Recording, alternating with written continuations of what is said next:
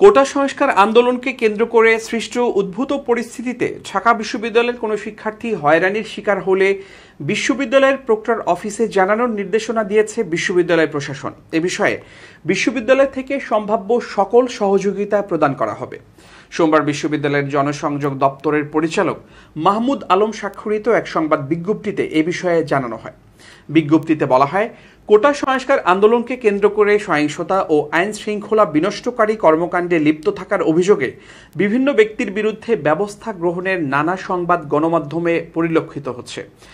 এ প্রক্রিয়ায় ঢাকা বিশ্ববিদ্যালয়ের কোনো নিরপরাধ শিক্ষার্থী যাতে হয়রানির শিকার না হয় তা নিশ্চিত করার জন্য আইন শৃঙ্খলা রক্ষাকারী বাহিনী সহ সংশ্লিষ্ট সকলের প্রতি বিশ্ববিদ্যালয় কর্তৃপক্ষ আহ্বান জানাচ্ছে।